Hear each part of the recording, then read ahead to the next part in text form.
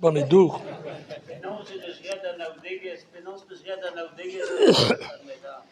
Penaos meus red an aoudegez gant ad medar. Eh ben, e blavez dek a triugen, nevez dimezet, goulennet ur post, vid gel e beva, e penaos...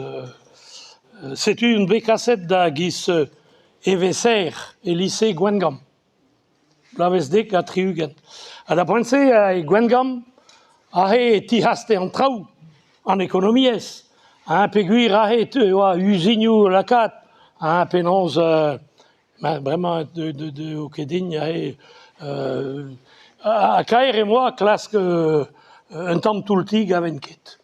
Hag an kaer o lavet non den an, met drôle e kavset un bennak e kavan sur ar an avezan e Gwengam hag a reistoun e lare me an ni eus dimezet a hanor a oa an tad ronan kapusin telefonet eo, oa tad gardian telefonet eo, da laret me gavant ket tamm lojeiz hag a laret a ba sell. Kloer Gwengam a zo o lojet amañ hag e ahe eus diougram, voilà.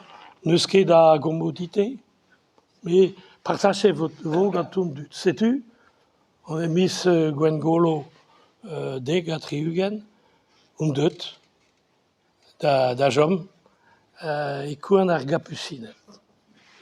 Hag ahe meus un antre dichinvel, me, bon, ar strinkadenn a tout, se oa, e veze partachet gant ar gapusinet, e don da poent-se on koz. Ahe meus an avezet tad ugen, e oa nemetan hag an all, hag a oa atav gant des aerouz, pegur a boi ar c'honcil, gez a veleien do doa losket da o guiskamant, me oa nemet tad ugen, a oa atav gant des aerouz, oa tad damas, oa...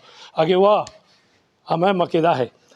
Ahe oudet, me peus gwelet ae par marvai a oa brav kenañ.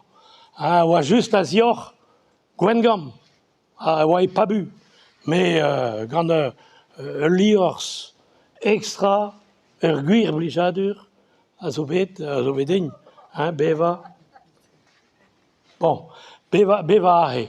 Setu e mosse e peguir e teue tad medar, evel just emeus oa un anno evidon, hag emeus an avez e mat anean.